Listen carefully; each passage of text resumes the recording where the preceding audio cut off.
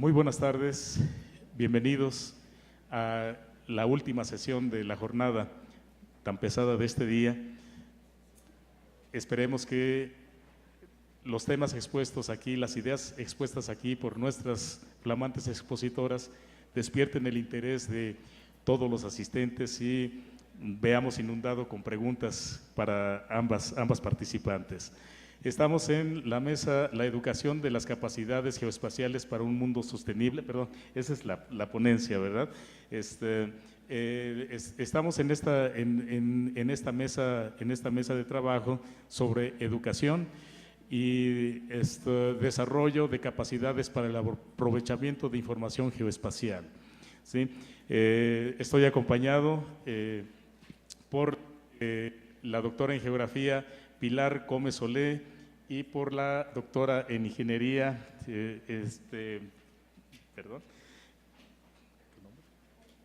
Alejandra López Caloca, que aquí nos acompañan. Empezaríamos con nuestra ponente internacional, la doctora Pilar Gómez Solé. Ella nació en Seu d'Urgell, Cataluña, y es licenciada en geografía, doctora en pedagogía por la Universidad Autónoma de Barcelona y doctora en geografía por esta misma universidad. Desde 1989 hasta 1998 fue profesora de cartografía en el Departamento de Geografía de la Universidad Autónoma de Barcelona, como profesora asociada y también profesora de didáctica de la geografía. Desde el año 2000 es profesora titular de didáctica de las ciencias sociales en la Universidad Autónoma de Barcelona, donde imparte docencia de didáctica de la geografía en el máster del profesorado de secundaria y en el máster de investigación en la didáctica de las ciencias sociales. Es directora de proyectos de innovación en una fundación privada comisionada por la Universidad Autónoma de Barcelona. Actualmente es profesora titular de didáctica de las ciencias sociales y de didáctica de la geografía en la Facultad de Educación, Departamento de Didáctica de la Lengua, la Literatura y las Ciencias Sociales, me imagino, de la Universidad Autónoma de Barcelona. ¿Sí? La doctora Pilar nos presenta permítanme por favor, nos presenta el trabajo titulado La educación de las capacidades geoespaciales para un mundo sostenible. Sin más, damos la palabra a la doctora Pilar. Bienvenida. Gracias.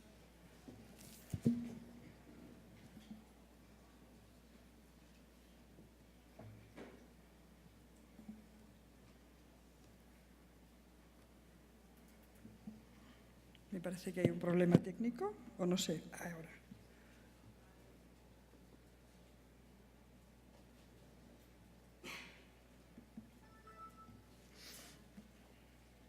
No, ya está. Es que no veía cómo encenderlo, cómo estoy. Ahí, perfecto. Muy bien.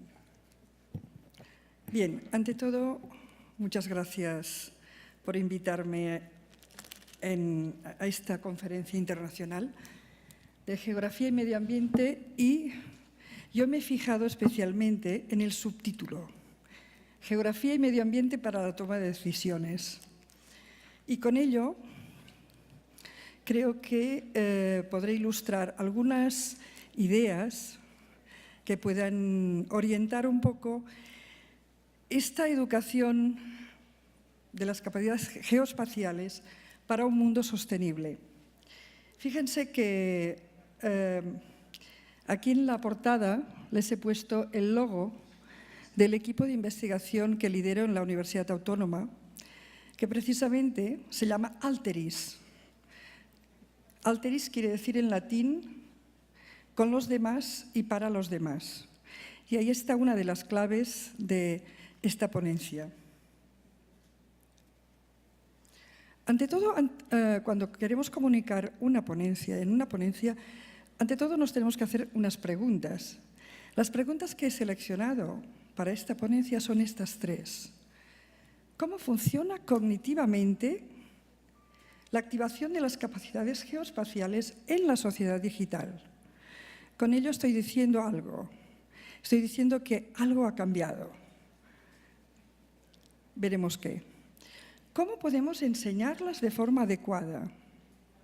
¿Y cómo podemos colaborar al desarrollo sostenible desde su enseñanza? Tras las preguntas, lógicamente, planteamos una idea. ¿Nuestra idea cuál es? En síntesis, lo que les voy a explicar, fundamentalmente, viene a corroborar estas tres ideas que les expongo en esta pantalla. La primera, fíjense, las capacidades geoespaciales, para nosotros entendemos que son aquellas que nos permiten pensar y resolver problemas espaciales. La segunda idea es, ello requiere de un entorno de aprendizaje funcional y argumentativo. Y finalmente, entendemos que se trata de un proceso de aprendizaje basado en problemas reales y donde el alumno pueda implicarse cognitiva y emocionalmente. He querido leer estas tres ideas porque cuando uno expone una ponencia, lógicamente de hecho es un proceso argumentativo. Y el proceso argumentativo empieza con unas afirmaciones y acaba con unas conclusiones. En medio tenemos que justificar. Y esto es lo que voy a hacer a continuación. En síntesis, en las ideas que les he expuesto anteriormente, fíjense que no están basadas en una simple opinión personal, lógicamente, sino que están corroboradas, están contrastadas con argumentos de autoridad, como los que nos sugieren diferentes autores y diferentes paradigmas que en estos momentos se están entrecruzando, enlazando, formando, creo, esto ya es mi opinión, formando un nuevo paradigma educativo al que a mí me gusta llamarle humanismo de la sociedad co. Humanismo de la sociedad co. Habrán leído algunas cosas que se refieren a eso. Dice, el siglo XXI es el siglo de la sociedad co. Cooperación, colaboración. Siempre vamos mostrando este enlace con estas expresiones que nos llevan hacia una sociedad que, curiosamente, se orienta hacia esa forma de trabajar.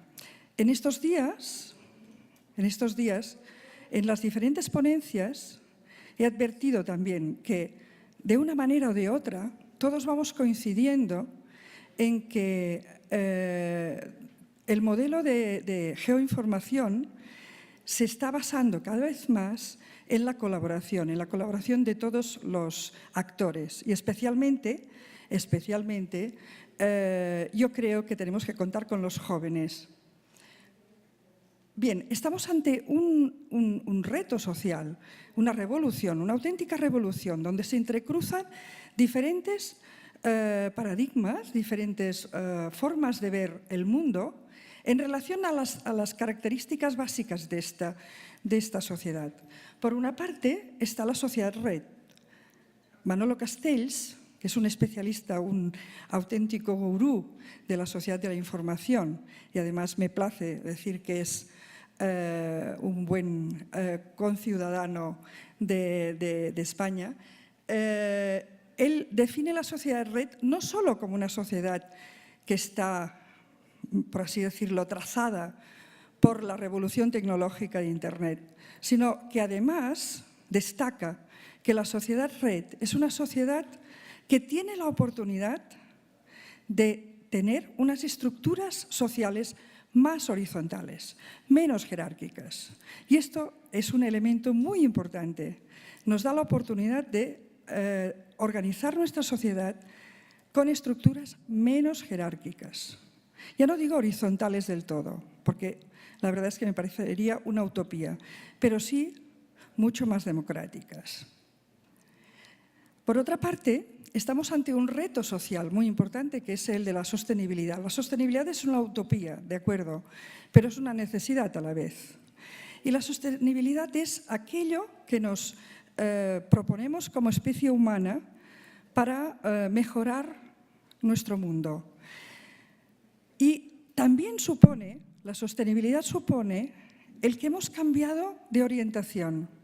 De un antropocentrismo terrible, muy imponente del siglo XX, hemos pasado a un ambiocentrismo interesante, que quizás en ese ambiocentrismo encontraremos el equilibrio y podamos sobrevivir como especie.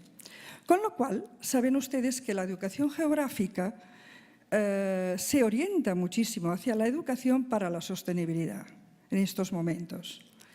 Por otra parte, tenemos el concepto de inteligencia espacial. Sí, el concepto de inteligencia ha cambiado. En los últimos años ha cambiado. Seguro que conocen las tesis de Howard Gardner cuando habla de las inteligencias múltiples y plantea un modelo de inteligencia basado en 8 inteligencias, una de las cuales es la inteligencia espacial. Pero fíjense que Howard Gardner aporta 3 cosas muy importantes, además del concepto de inteligencia múltiple. Aporta, por otra parte, la idea de que la inteligencia no es genética solo y que la base instructiva, la base experiencial, la base de oportunidad de aprendizaje a lo largo de la vida es muy importante. Y por otra parte, también incide de forma muy interesante, para mí es lo que más interesante se me ocurre de Howard Gardner, es cómo define inteligencia. Inteligencia para Howard Gardner es la capacidad de resolver problemas en el entorno del propio individuo. Esto quiere decir que estamos hacia un concepto de inteligencia mucho más funcional, mucho más aplicada, mucho más asequible a todo el mundo. No es más inteligente aquel que tiene un coeficiente intelectual en matemáticas y en lógica que una persona, al contrario muchas veces, que sabe tener una mente flexible, que sabe operar en su entorno y colaborar, ayudar a que ese entorno mejore. Por otra parte, y para finalizar, la otra base inspiradora teórica que nosotros utilizamos en nuestro equipo es la teoría de la complejidad. Saben ustedes que Edgar Morin es un filósofo muy inspirador, que nos propone que veamos esa complejidad con la que acostumbramos a definir nuestro mundo como algo no como lo complejo, como lo difícil, como lo complicado, sino complejo como aquello que está tejido junto, que forma un tejido íntimo. Bien, y Edgar Morin también aporta otra idea que nosotros utilizamos como base y fundamento de nuestras propuestas. Edgar Morin va más allá del holismo y él plantea que en la unidad se encuentra el todo y a la vez que la suma de las partes son mucho más que sencillamente la suma de las unidades. Ese todo que forma un buen equipo, que sabe cuando se colabora efectivamente para hacer un proyecto, eso es mucho más que la suma del esfuerzo solo de individuos. Bien, en definitiva, dejamos ya la teoría y pasamos, si os parece, a justificar mis ideas desde otro punto de vista completamente diferente, con algunos ejemplos. En este caso es el dibujo de Juan. Este es un dibujo de un niño de 6 años, no llegaba a tener 7 años, al que se le propuso en el año 1992, cuando yo estaba haciendo el trabajo de campo de mi tesis doctoral, se le propuso que dibujara la Tierra. Y fíjense ustedes qué mapa nos hizo él de la Tierra. Esto es un mapa personal, cognitivo, pero es un mapa muy interesante. ¿Saben esa especie de embutido que hay por ahí? ¿Saben qué es? ¿Qué dirían que puede ser? Parece una luna un poco rara. Él lo supo definir muy claramente, me lo dijo muy claro. Cuando se lo pregunté, digo, Juan, ¿y esto qué es? Parece en catalán decimos butifarra, ¿no? Esto parece un embutido. ¿Qué es esto? Dice, hombre, Pilar, esto es un satélite. Fíjense cómo se ven las órbitas incluso. Y este dibujo para mí fue el centro de mi tesis. Fíjense, un dibujo de un niño. Fue el centro de mi tesis. Podría comentarles muchas cosas en este dibujo. Por ejemplo, el que gracias a este dibujo demostré que los niños a los 6 años eran capaces de representarse el mundo en el que vivían desde esta perspectiva de integración del conjunto de la Tierra, el conjunto del planeta, y además integrando la tecnología ya. O sea, la tecnología no está separada, está integrada con la geografía, con el espacio geográfico. Por otra parte, si se fijan ustedes, representa continentes. Representa perfectamente la estructura de la Tierra. ¿Qué son los continentes? Grandes islas. ¿Cuál es el concepto geográfico primero que construye un humano? El concepto de isla. ¿Por qué? Porque es el más sencillo. Tierra rodeada de mar, con límites muy precisos y fáciles de identificar. Tierra, mar. Y con un límite cerrado, porque una isla es algo, un espacio completamente cerrado. Este dibujo, ¿por qué se lo paso? Pues precisamente para empezar a justificar una idea que para mí me parece muy importante, que es que los humanos aprendemos por reconstrucción, a partir de nuestros conceptos previos, que se llama. Esto se lo debemos a Vygotsky, pero además se ha demostrado muchísimo. Y ahora ya casi decimos que casi nadie se atreve a decir que se enseña por transmisión, acumulando conocimiento, sino que lo que hacemos los humanos es modificar con algo que nos enseñan, mediante nuestra intervención, nuestra activación mental, algo cambia en nuestra mente cuando consiguen captar nuestra atención. Y esto es muy importante, porque para enseñar las capacidades geoespaciales necesitaremos tener en cuenta los mapas de los individuos, las representaciones mentales, y no solo mapas, sino ideas espaciales que tienen las personas, sean niños pequeños, adultos, adolescentes, etc., en todas las edades. Y fíjense cómo este chico de 6 años tenía su teoría espacial. El mundo, su mundo, estaba integrado por un espacio físico y un espacio tecnológico. Y ahí empezó la revolución en la que nosotros todos vivimos.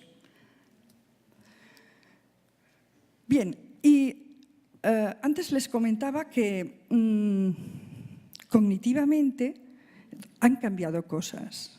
Hemos visto con la ilustración que sí, que evidentemente han construido, Juan hizo esa integración que es impensable. Y seguramente 10 años antes, a lo mejor a un niño de 6 años le digo que dibuje la Tierra y seguramente la hubiera dibujado como una cosa plana, ¿no? Como dice Alejandro Pistichelli, los entornos digitales provocan un entrelazamiento cada vez más íntimo entre teoría y acción, entre pensamiento y encarnación. Y este es un enfoque muy interesante. Quiere decir que todos los procesos de pensamiento espacial se precipitan y muchas veces funcionan por ensayo y error. Por otra parte, las capacidades geoespaciales clásicas, como la de orientación y representación, las delegamos a nuestro mayordomo, el navegador, o a otros dispositivos y aplicaciones. Con lo cual, la geografía, esas capacidades geoespaciales clásicas han perdido funcionalidad. Las capacidades geoespaciales estrella, entonces, son la selección de la geoinformación y el manejo de los dispositivos tecnológicos. ¿Diríamos eso? ¿Estarían de acuerdo? Yo lo pongo en duda. Permítanme que lo especifique un poco mejor. Y ahora les planteo una analogía, la analogía del iceberg. Cuando hablamos de las capacidades geoespaciales, ¿de qué materia está constituida? ¿Qué constituye eso que llamamos capacidades geoespaciales? Y fíjense que yo he puesto un modelo, pero podría ser otro. Yo distingo entre aquellas capacidades vinculadas a la coordinación espacial, como pueden ser la orientación, la representación, la escala, proporcionalidad, etcétera, etcétera. La concepción social, muy importante, y la comunicación espacial. Y el iceberg, la idea que planteo es que el iceberg del conocimiento geoespacial de un individuo estará más hundido o más emergido, habrá emergido mejor, se verá más, en función de la comunicación espacial. Y lo que ha cambiado en los últimos años es precisamente nuestra capacidad, nuestra facilidad para poder comunicar nuestras ideas espaciales mediante un lenguaje gráfico, un soporte instrumental, tecnológico y semiótico muy potente. La concepción social, como les comentaba, ¿qué supone? Responde al sistema de valores y a la teoría explicativa, a la cosmovisión de cada persona.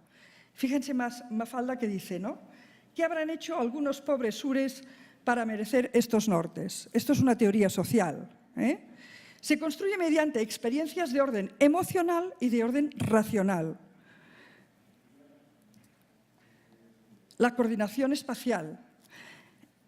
Aprovecho por decir que a menudo, cuando hablamos de la coordinación espacial, se habla de la orientación, ¿no? De la capacidad de orientación de las personas. Y también a menudo insisto en algo que a veces olvidamos. ¿Cuál es el sistema de orientación más potente que tenemos los humanos? A mi parecer, el sistema de orientación más potente que tenemos los humanos es el sistema de orientación corporal. Arriba, abajo, y izquierda, derecha. Y fíjense que quien no domina la lateralidad, que se construye en los primeros 6 años de vida, lo tiene mal, para hacer funcionar el navegador, para entenderse espacialmente. Y eso es muy importante, es una nota importante. En la comunicación espacial, fíjense que necesitamos, lógicamente, las tecnologías digitales nos facilitan la vida. Pero, lógicamente, también no solo es comunicación en base a geoinformación digitalizada, sino que pueden ser, y yo reivindico con ello, que puede ser una comunicación efectiva a partir de imágenes, analogías, mapas mentales, etc. No nos tenemos que limitar. Como decía en la clase magistral, el profesor que nos ha hecho hoy la clase magistral, él insistía en esta cuestión y me ha parecido muy interesante. Bien, y ahora sencillamente les planteo unos cuantos ejemplos de los trabajos que hemos hecho nosotros. Básicamente, les hablaré de 2 proyectos. Un proyecto se llama Proyecto ProXarxa. Sintiéndolo mucho, verán que está en catalán, pero tenemos nuestra lengua oficial y la aplicamos en la educación. Este es un proyecto basado en basado en introducir los dispositivos GPS en la secundaria obligatoria. Y justamente hicimos una experiencia, el proyecto era mucho más amplio, implicaba diferentes centros, profesores, hacíamos formación de profesores a la vez que esos profesores aplicaban con los alumnos lo que iban aprendiendo, buscando esa funcionalidad y esa buena energía. Y lo que hicimos, les explico solo un caso para que vean esa aplicación de las tecnologías de geoinformación. Y lo que escogimos fue un grupo de alumnos de secundaria que tenían muchos problemas de aprendizaje. Eran alumnos muy desmotivados y estaban como ciertamente muy aletargados. Y lo que diseñamos fue que esos alumnos resolvieran un problema que era de orden muy práctico. Formaban parte de un grupo de alumnos que ese año hacían un viaje a hacer el Camino de Santiago. Y en ese Camino de Santiago tenían que hacer una serie de un itinerario con unas paradas, etcétera, etcétera. La programación de ese viaje, ¿saben quién la hizo? Ese grupo de alumnos. Ese grupo de alumnos, con ellos aprendieron, pero sobre todo, ¿saben qué conseguimos? Que ante sus compañeros fueran los líderes, fueran los exitosos. Eso se lo comento porque creo que cuando educamos tenemos que activar diferentes variables. Y una de las variables más importantes es la autoestima. Doctora Pilar, un minuto. Por favor. Sí, ya estamos acabando.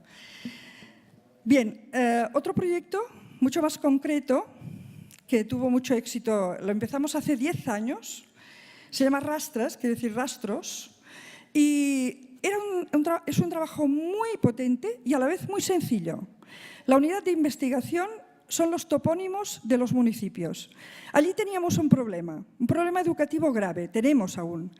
Los alumnos que viven en urbanizaciones, de esos pueblos así dispersos, donde el núcleo del municipio vive poca gente, pero tiene mucha población dispersa, cuando les preguntábamos a esos chicos en qué municipio vivían, nos comentaban, nos decían el nombre de su urbanización, no de su pueblo. No tenían conciencia ciudadana de vivir en su municipio. Era tan grave como eso.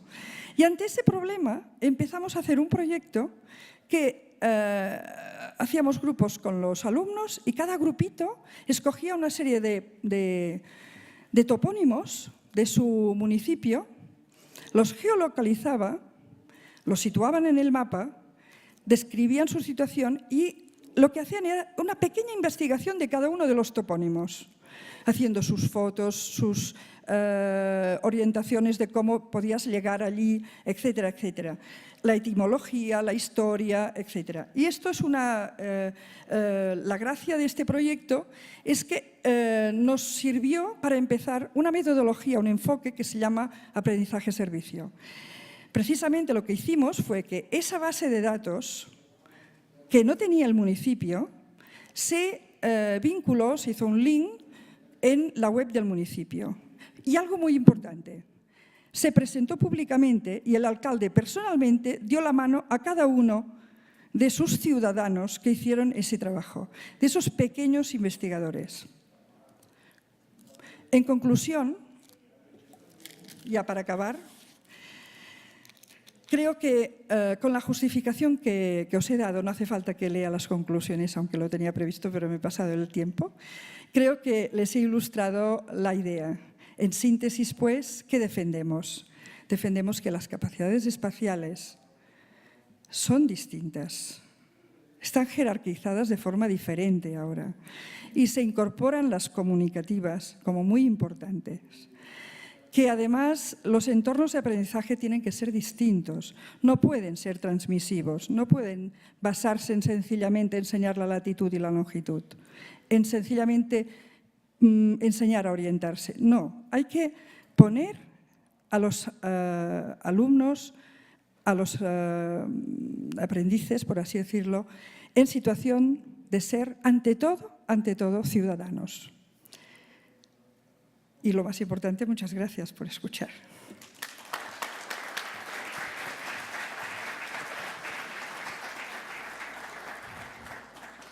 Agradecemos a la doctora Pilar la brillante exposición que nos acaba de dar y damos paso a darle la palabra a la doctora Alejandra López Caloca, doctora en Ingeniería y actualmente investigadora titular B del Centro Geo, aquí en la Ciudad de México.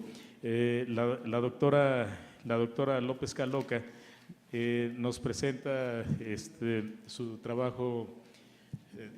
¿Podría poner la lámina, por favor?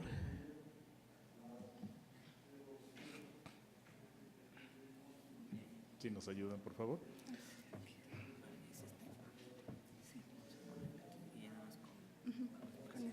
Gracias. Su trabajo, tendencias actuales de análisis multitemporales, multisensores y fusión de datos. Con ustedes, la doctora Alejandra. Bienvenida. Buenas tardes a todos. Les agradezco mucho la invitación al INEGI y a las Naciones Unidas a participar en este evento. Una de las inquietudes que yo quería presentarles es acerca de las tendencias desde un punto de vista académico de los análisis multitemporales, multisensores y fusión de datos. ¿A qué es lo que me estoy refiriendo? Bueno, como hemos visto en este evento y además, pues como sabemos, todos los avances de la tecnología, entre ellos satelitales, ¿no? Tenemos sensores que continuamente están tomando mediciones de los procesos terrestres, del océano, de la superficie, de la atmósfera, dando una gran cantidad de datos sobre todos estos procesos y sus funcionamientos. Sin embargo, o sea, no se tiene el mismo avance en cuanto a la interpretación de los datos. Tenemos datos, como les acabo de mencionar, de sensores, muchas imágenes de satélite, datos in situ obtenidos en campo, incluso tenemos datos ya interpretados o estimaciones de fenómenos físicos teniendo datos de repetidas observaciones. Luego entonces, pues el reto clave es aprovechar toda esta información desarrollando un marco de trabajo común que permita generar un conocimiento consistente. En este sentido, la fusión de datos puede ser utilizada para dar esa visión completa de los datos proporcionados por cada sensor y de qué manera podemos empezar a extraer información confiable de los sensores. En el sentido de capacidades multifuncionales, la comunidad de investigación en fusión de información se ha venido profundizando sobre todos estos conceptos que ven aquí, como son cuestiones multitemporales, multiespectrales, multifrecuencias, multipolarización, multisensor, desde hace ya un tiempo, ¿no? En especial, quisiera recordar un poquito todas estas definiciones. Solver, desde el 2006 hasta ahorita en el 2012, ha retomado y definido todos estos estos aspectos. Por ejemplo, sí sabemos y ya estamos muy relacionados con lo que son las cuestiones de las imágenes satelitales. Sabemos que, por ejemplo, los aspectos multiespectrales en las imágenes, en términos generales, se refiere a cómo se comportan los objetos en las distintas bandas del espectro electromagnético para poder analizar el comportamiento de esas principales cubiertas, ¿no?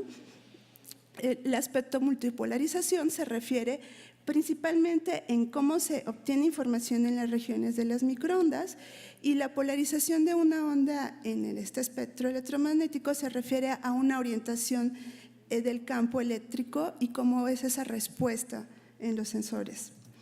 El aspecto multitemporal, referimos mucho a la formación de un conjunto de datos, de imágenes o de señales repetidas de un área durante un periodo de tiempo. Esta frecuencia de observación va a depender mucho de las características del propio sensor y de las condiciones de observación. Y por eso pues, ya empezamos a tener una capacidad para distinguir muchos procesos dinámicos y hablamos mucho de cuestiones multiestacionales y multianuales. El aspecto multisensor, pues sí, se refiere al número creciente de operaciones satelitales, al número de datos que se tienen y la información sobre los fenómenos que pueden ser capturados por todos estos tipos de sensores. De hecho, el inicio y las ideas principales de fusión de datos se origina precisamente de lo que son ingenierías de sistematización, inteligencia artificial, teoría de sistemas y cibernética. Sin embargo, para poder adentrarnos a la parte de trabajar con todos estos datos y esta información, tenemos que tener algunas consideraciones importantes para poder lograr esa integración de los datos. Por ejemplo, tenemos que realizar un alineamiento espacio-temporal de la información para garantizar que esta información que estamos integrando, que estamos realizando, fusionando, no tenga errores o no tenga sesgos. Asociar estos datos es importante generar un nivel adecuado, por lo tanto va a implicar una referencia espacio-temporal común. Dadas que las observaciones de los sensores y de los objetos que están en movimiento pueden tener medidas que están corrompidas, se generan ciertos errores en las mediciones y por lo tanto va a ser necesario hacer preprocesamientos como son normalización de los datos, correcciones atmosféricas, correcciones geométricas, por ejemplo, normalizar tamaños de píxeles o de la información. Es importante tomar en cuenta que hay que fusionar solo aquella información que permite un seguimiento coherente con respecto a los sensores que nosotros estamos trabajando. También es importante tener en cuenta los datos, si están correlacionados o no están correlacionados. En este sentido, muchas veces ocupamos información original en múltiples veces como si fueran independientes. Como les comentaba, la comunidad de fusión de datos, ¿no? Ha trabajado y ha tenido logros muy importantes. Y bueno, dentro del concepto de fusión, pues es fácil entender, ¿no? O sea, hay algunas palabras claves, ¿no? Algunas se las comento aquí en inglés, como merging, combination, synergy, integration, information. Todas ellas varían en la literatura con algunas diferencias, ¿no? Y más recientemente empezamos a escuchar fusión de datos, fusión de información, fusión de sensores, integración de datos, integración de información.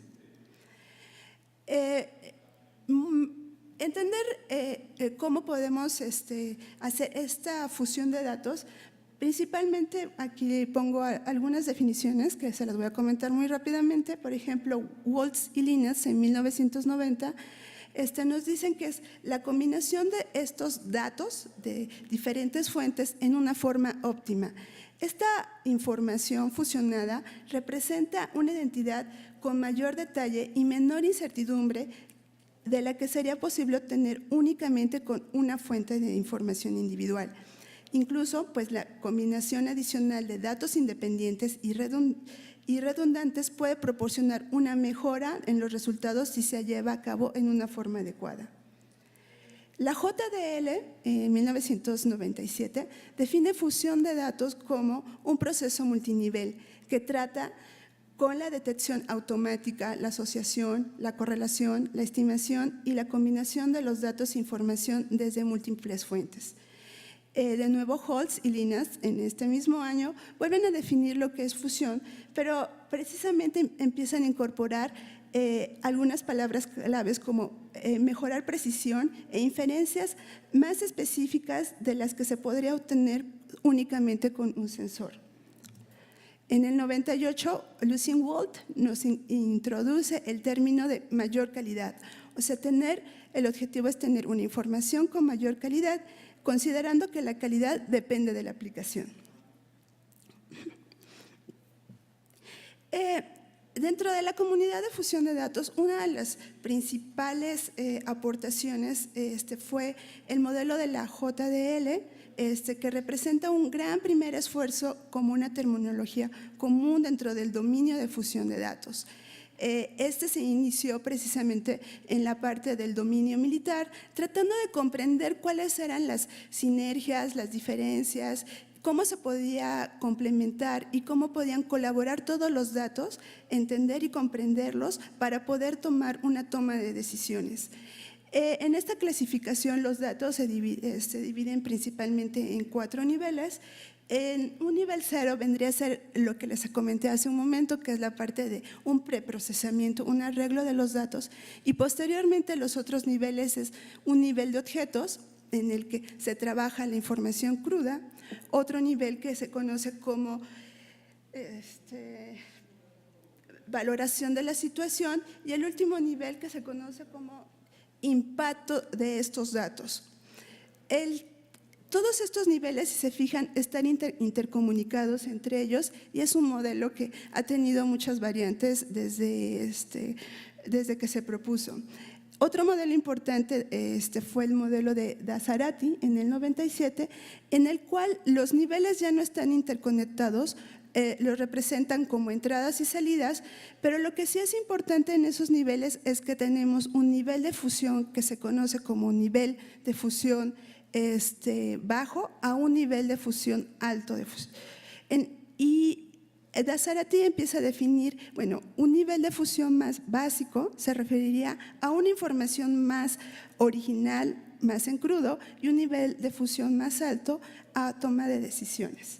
¿A qué me refiero con esto? Tenemos poder clasificar o integrar información en estos niveles de abstracción. A un nivel bajo vendría a integrar información a un nivel de señal, a un nivel de píxeles. Un nivel intermedio sería un nivel de características en el que tomamos la información, extraemos sus atributos más importantes, como pueden ser formas, texturas, posiciones o incluso atributos que pueden referirse más a cuestiones espectrales como coeficientes de retrodispersión, reflectividad, todos ellos se obtienen para usarse en otras tareas. Y el último nivel, que es ya un nivel más alto, que vendría a ser el nivel de símbolos o el nivel de decisión, en ese nivel se toman todas estas representaciones que se extraen de toda la información para que puedan combinarse más en tomas de decisiones a priori. Quería yo comentarles que tanto la fusión de datos como la minería de datos son complementarios, ¿no?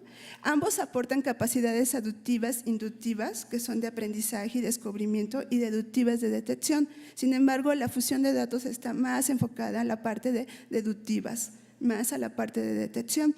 Y algunos ejemplos de algoritmos pues están, por ejemplo, más los clasificadores bayesianos, los algoritmos genéticos y los árboles de decisión. Para lo que es nuestro interés, ¿no?, más los niveles de procesamiento de fusión en las cuestiones geoespaciales, estamos más dentro del marco de la IEEE, que es la Asociación de Geoscience y Remote Sensing, y adoptamos lo que se conoce estos niveles, el nivel de fusión a nivel píxel, a nivel de señal, el nivel de fusión a nivel características y el nivel de fusión a nivel de decisión. También en esta imagen no está incluida, pero también hay cuestiones de modelación. Digamos, el nivel más básico tenemos algunas variantes como pueden ser fusiones en el dominio espacial, fusiones en el dominio espectral y fusiones en la escala tiempo. ¿Qué se refiere todo lo que les he platicado ahorita? Les voy a mostrar algunos ejemplos. Lo que hacemos, por ejemplo, en fusión de datos en el dominio espacial y espectral, tratamos de, en un sensor que pueda tener imágenes multiespectrales con una imagen pancromática, tratar de conservar el contenido de la información espectral y incorporarle la información de alta resolución de la imagen pancromática, de tal forma que esa imagen sea como una imagen sintética que tenga la misma información espectral con mayor resolución espacial. Es algo que, digamos, ya es una metodología muy establecida, se sigue haciendo investigación en esto. Y la forma en que se ha ido mejorando en la parte de investigación es, por ejemplo, incluir fusiones escalas-espacio, en donde una imagen la podemos ir descomponiendo en diferentes niveles por un determinado número de aplicación de filtros, hacemos reglas de decisión para poder combinar esa información y posteriormente reconstruimos una imagen resultante. Este tipo de mecanismos se ocupan mucho con las transformadas de wavelets. Este tipo de cosas que les he platicado, pues las hemos hecho, ¿no?, en el centro donde trabajo, en el Centro Geo. Por ejemplo, para proyectos de áreas verdes en el 2003 se aplicó, aprovechando la información de las imágenes iconos. En ese momento se hicieron procesos de fusión a nivel pixel, donde se integró la información espacial de alta resolución de las imágenes pancromáticas con la información multiespectral, tratando siempre de conservar las partes multiespectral y posteriormente hacer procesos de clasificación. Si pueden ver donde está la imagen clasificada, ¿no? Se encuentran las áreas verdes entre los pastos y los árboles en distintos tonos de verde, y este lugar que es un campo de béisbol sintético, no aparece en la clasificación. Los métodos de fusión, ¿no?, basados en transformaciones es algo que se continúa haciendo en el estado del arte de integración de información, siempre tratando de buscar introducir mejores detalles, ¿no? Hay diferentes tipos de descomposiciones para que se puedan introducir los detalles de la información, y aquí nada más les presento algún ejemplo con una transformación que hemos desarrollado que se llama la transformación de Hermite. Y en este sentido, muchas de las investigaciones que se están haciendo ahorita del 2012 al 2013 es incorporar cómo funcionan todos estos productos sintéticos con respecto a la detección de cambios. Hay trabajos muy importantes de Brusson, Bolone y varios autores que están tratando de ver cómo toda esta información se incorpora dentro de todo este marco que les acabo de comentar. Si hablamos de diferentes sensores, pues ya no es difícil empezar a pensar que podemos integrar no solamente datos en la región de los ópticos, sino también en las regiones de las microondas. Hemos propuesto mecanismos un poco de integración con imágenes de radar, en donde procesos de integración incluyen cuestiones de reducción de ruido. Ahí les presento nada más algún ejemplito de cómo es que se puede hacer una integración únicamente de los detalles de bordes, líneas, hacia las imágenes multiespectrales. Y aquí tenemos algunos ejemplos, ¿no?, de cómo integramos la información de las bandas pancromáticas, la información de las bandas, la información de radar con la información de las bandas multiespectrales. Otros ejemplos que les quiero comentar son la fusión de decisiones. En este módulo, el objetivo de estos métodos es realizar una inferencia ya de alto nivel, ¿no? No es como el anterior que les decía que es de bajo nivel, porque estamos trabajando con los datos originales, sino ya un poquito trabajar sobre lo que ya se tiene, sobre esa información que podemos extraer y cómo la podemos combinar. En este sentido hay diferentes tipos de grupos, ¿no? Algunos son probabilísticos, que están muy referidos a lo que es inferencia bayesiana, redes bayesianas, y otros métodos de técnicas que están basados en inteligencia artificial. Y los últimos, pues basados en la parte de teoría de la información o métodos de votación. Les voy a presentar algunos ejemplos basados en la teoría de la información. Estos métodos tratan de combinar esta información, estas clasificaciones que tuvimos anteriormente, involucrándolas, tratando de hacer decisiones en forma de votos por mayoría. ¿A qué me refiero a esto? Por ejemplo, tenemos una imagen, una fuente, una imagen multiespectral. Podemos hacer la extracción de características por un clasificador, que en este caso es máquinas de soporte vectorial. Hace una clasificación más en el sentido espectral, y podemos hacer una extracción de características con un algoritmo contextual. En lo que ocupamos aquí es un algoritmo morfológico, donde se trata de ver más regiones. Ambas informaciones se combinan en un módulo de fusión de decisión para obtener una clasificación más homogénea. En este pequeño proyecto lo ocupamos para determinar, por ejemplo, tipos agrícolas, diferentes tipos de cultivo.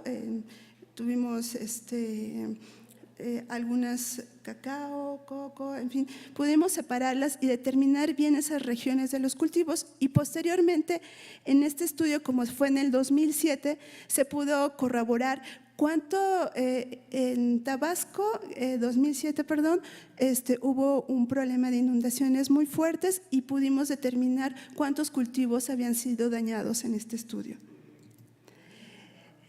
Como les comentaba, o sea, estos integradores de información, ¿no? Pueden trabajar con también conjuntos borrosos, ¿no? Se determinan un conjunto de reglas por membresías y posteriormente se hacen las reglas por mayoría o por decisiones para poder combinar esta información. Los resultados son bastante buenos cuando uno ya tiene mejores clasificaciones y se han obtenido, como pueden ver un poco para la separación también de algunas coberturas en estas imágenes. Bueno, realmente quería un poco introducirlos, ¿no?, a esta parte y a este marco metodológico, ¿no?, de fusión de datos, de integración de información.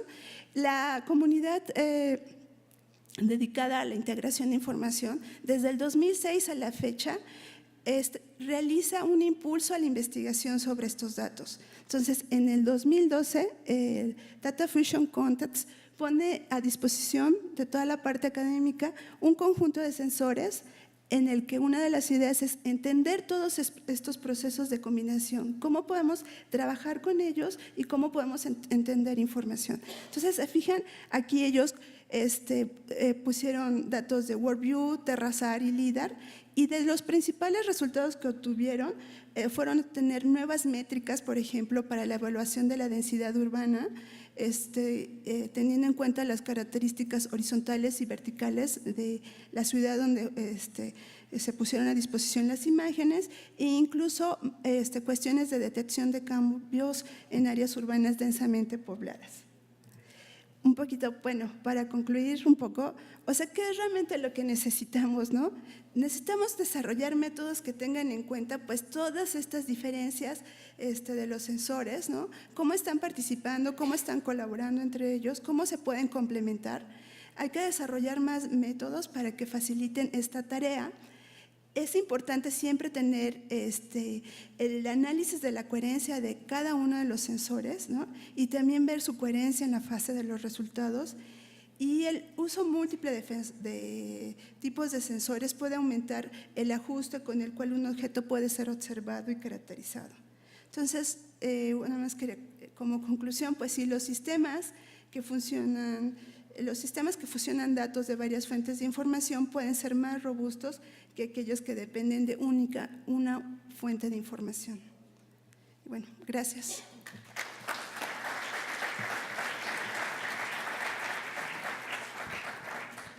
Muy bien, agradecemos a la doctora Alejandra López Caloca su exposición aquí para con nosotros.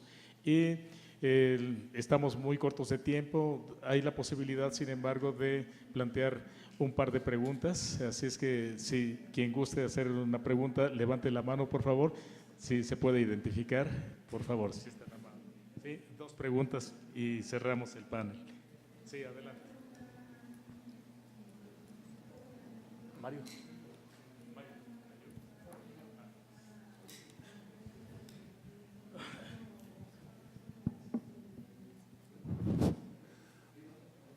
I have a question for our first speaker. Cognition, momentito, perdón. Okay.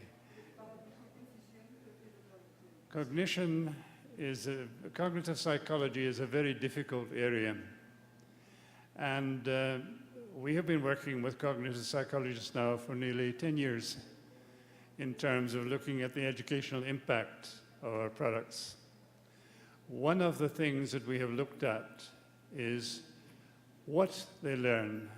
How much do they retain in short-term memory? How much do they retain in long-term memory?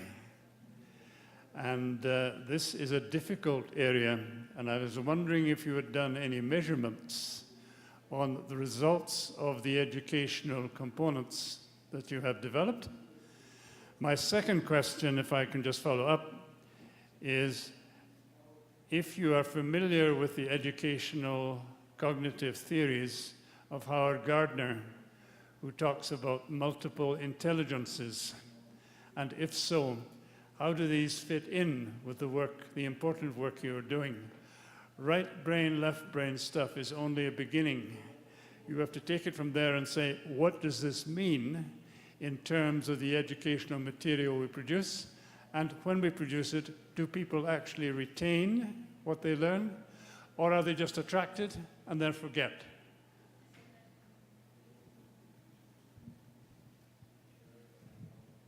Sí, mejor. En español, sin problema.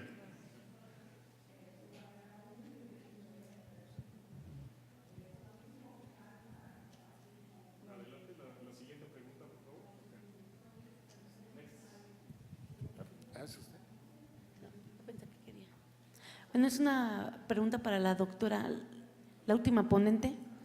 Me llaman la atención los, diferentes sensores que usas, pero entiendo que estás como que en un organismo privado.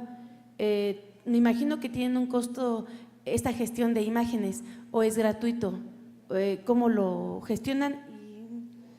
Si es con el gobierno o con INEGI que tienes esa facilidad para… obvio, tú cuentas con un software para captar esas imágenes y ya el procesamiento, pues con algún software indicado, pero pues yo entiendo que los satélites los patrocinó el gobierno en un principio en la época de Carlos Salinas de Gortari y que son del gobierno de la República, y algún coste o costo tiene uno que pagar por uso de esas imágenes. Estoy pensando, no lo sé.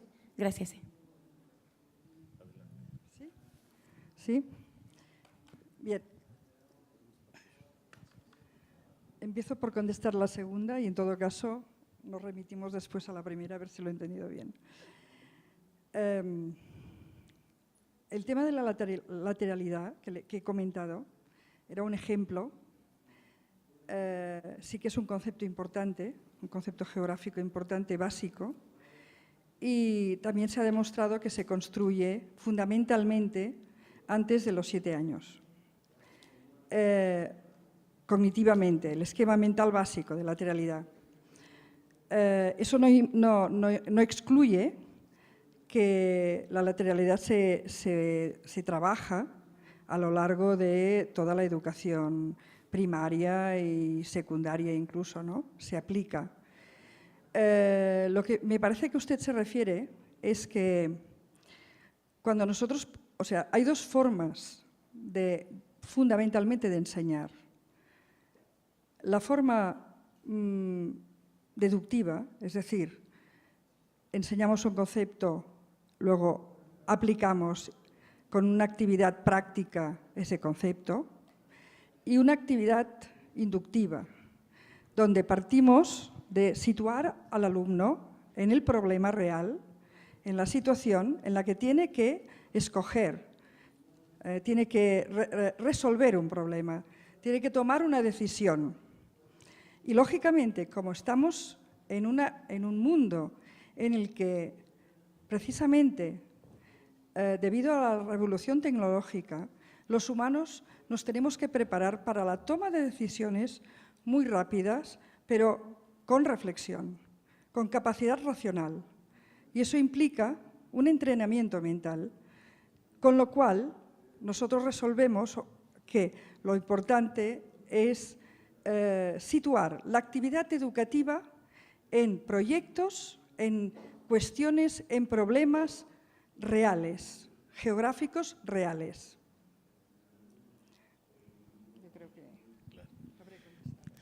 Damos paso a la siguiente pregunta, doctora. Sí, mira, yo creo que una de las cosas importantes en la presentación es que quería darles un marco metodológico, ¿no? Que es el que se realiza. Cosas buenas es que muchas de las imágenes, como sabes, por ejemplo, Landsat, pues están en formato libre y podrías hacer este tipo de análisis o propuestas científicas de investigación, ¿no? Hay también muchas imágenes como MODIS, ¿no? que están en ese tipo de formato. Y aparte, una de las cosas importantes es que también hay software libre que tú podrías ocupar, ¿no? Por ejemplo, la Agencia Espacial Francesa tiene un software que se llama Orfeo, y también preocupados dentro de la comunidad de investigación de fusión de datos tiene ya varias herramientas que te acabo de comentar en este sentido, ¿no? Y nosotros ocupamos, sí, en ciertos procesos en el Centro Geo se ocupan sí herramientas ya que se compran, ¿no? Como ENVI, PCI, pero ocupamos herramientas también en las que desarrollamos cosas como es MATLAB, y a veces trabajamos en C, trabajamos mucho en cosas de open source, ¿no? De bajar herramientas, ¿no? Y desarrollamos herramientas. Entonces, la parte que les comentaba es que esta comunidad de integración de datos, el tratar de entender, ¿no? Todas estas altas resoluciones, estos datos LIDAR, Terrasar, que a veces es difícil de conseguir, como dices, ¿no? Se ponen a disposición cada año a la comunidad científica, teniendo ya una propuesta de investigación en la que tú te inscribes en la página de la IEEE, ¿no? Y mandas tu propuesta de investigación y te ponen a disposición toda esa información para que tú puedas empezar a entender y cómo ocupar la información, ¿no? Entonces, hay muchas formas en las que uno puede obtener información en la parte, digamos, de investigación, ¿no? Entonces, sí, lo más importante yo creo es que nosotros mismos creamos esas capacidades para empezar a desarrollar nuevos métodos, nuevas metodologías, y realmente yo pienso que estamos en ese punto, ¿no? O sea, en el que podemos desarrollar muchísimas cosas. Muy bien. Pues, ¿hay un poquito más de tiempo? A ver, una pregunta más. Sí, adelante. Bien, para la doctora Pilar, sí, buenas tardes, profesor Alejandro Ramos de la UNAM. En la exposición que usted realizó, señalaba algunos ejemplos concretos de lo que su grupo de trabajo ha realizado para de algún modo vincular esta temática espacial en el desarrollo de los alumnos. En el último caso, cuando hablaba del trabajo de los topónimos de los municipios, ¿qué información geoespacial llegó a utilizar para ello, para poder desarrollar esta actividad didáctica con sus alumnos? Bueno, la información geoespacial que utilizamos fue precisamente mapas que el Instituto Cartográfico de Cataluña facilita en código abierto, es decir, que es acceso libre. Como se trataba de escala muy grande, porque se trataba de un municipio, lo que hicimos fue trabajar básicamente con ortofotomapas, porque son mucho más inteligibles para ellos, y sobre el ortofotomapa ellos trazaban su localización, y a partir de aquí eso lo georreferenciábamos de forma acumulada, ¿no? O sea, que cada topónimo lo íbamos marcando y lo iban relacionando con un mapa final. Pero, vamos a ver, el objetivo del trabajo no solo era el de georreferencia, no era solo eso, sino era sobre todo a partir de la experiencia espacial, a partir de ese trabajo de investigación, que ellos se sintieran ciudadanos de su pueblo, de su municipio. Muy bien. Bueno, pues procedemos a darles el reconocimiento a nuestras ponentes, por favor. A la doctora Pilar Gómez Solé, muchas gracias por su participación. A la doctora Alejandra López Caloca, muchas gracias. Por favor, el anillo de compromiso con México, el anillo de compromiso con el Distrito Federal. ¿Sí? Muchas gracias. Un aplauso, por favor, para nuestras expositoras.